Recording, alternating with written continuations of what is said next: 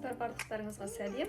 Мен қазақ тілінде бет күтімі жайлы каналымды жүргізуді бастаймын. Каналыма қош келдіңіздер. Видеоны толық қараңыздар және де лайк басуды ұмытпаңыздар. Бүгінгі біздің сабағымыз бұл осындай маңдайда шығатын әжімдерден айырылатын бір упражнение болады. Арасында орысша сөйлеп қоямын. Негізі каналым қазақ тілінде. Менің мақсатым қазақ қыздарына бет күтімін жақсартса екен деген ниетпен шығып отырмын. Менің каналым тегін, күнде қарап істеп отырсаңыздар менімен бірге беттеріңіз тегіс, әрі де сұлу болады. Косметологқа барудың қажеті болмайды. Сонымен сабағымызды бастайық. Бірінші міндетті түрде қолдарымызды жуамыз. Бетімізге крем жақпаймыз.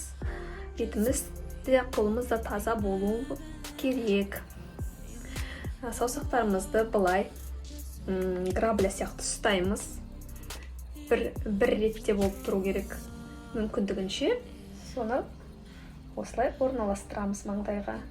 Осы екі кішкентай саусақ мизинецтер бір-біріне жақын тұрғаны дұрыс. Және де үстіп қатырып маңдайды басып саусақтарымызбен ұстап тұрамыз. Ал көзімізді болса аспанға қаратамыз да максимум қасымызды аспанға көтеруге тырысамыз. Аспанға қарап, аспанды көруге тырысамыз. Қолымыз бір жерде маңдайымызды ұстап тұрады. Осылай 20-ға дейін санаймыз.